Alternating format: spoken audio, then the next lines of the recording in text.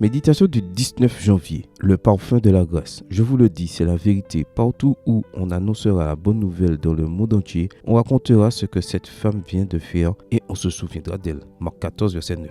Marie est un prénom courant. Il y en a des millions. Des femmes au foyer, des mères, des riches, des discrètes, des pauvres, des célèbres. Chacune a sa propre histoire. Mais malgré leur nom connu, la plupart d'entre elles vivront dans l'anonymat. Rares sont celles qui verront leur biographie imprimée dans les rayons des librairies. La Bible raconte l'histoire d'une Marie qui, parmi tant d'autres, était une personne spéciale pour avoir été transformée. Ses pas ont rencontré ceux de Jésus. Son passé, triste et douloureux. Des perspectives d'avenir, apparemment aucune. Le prénom Marie signifie exaltée, princesse. Pourtant, pendant de nombreuses années, la réalité de Marie-Madeleine n'a pas été à la hauteur de son nom. Elle a vécu dans les bas-fonds du vice dans la ville côtière de Magdala qui, selon le Talmud, avait une réputation répugnante en matière de prostitution. Elle y était tourmentée par 7 démons. Le nom Magdala signifie tour ou château. La vie de Marie ressemblait plutôt à l'histoire d'une princesse dans un château hanté. Et Marie a trouvé la vraie liberté en Christ, le Dieu de la nouvelle chose. Jésus a apporté à cette femme bien-aimée le parfum de la grâce éternelle, celle à qui on a beaucoup pardonné, a beaucoup aimé. Dans les Écritures, Marie est peut-être la seule personne à s'être abandonnée de manière aussi complète au Christ. Elle a été la dernière à avoir quitté le pied de la croix et la première à avoir vu le Christ ressuscité. Quelques jours avant la mort de Jésus, lors du banquet de la maison de Simon, Marie de Magdala a brisé un vase d'albâtre et en a versé le précieux parfum sur son maître. Cette nuit-là, Marie est entrée en scène non pas en appelant à l'aide ou en implorant un miracle.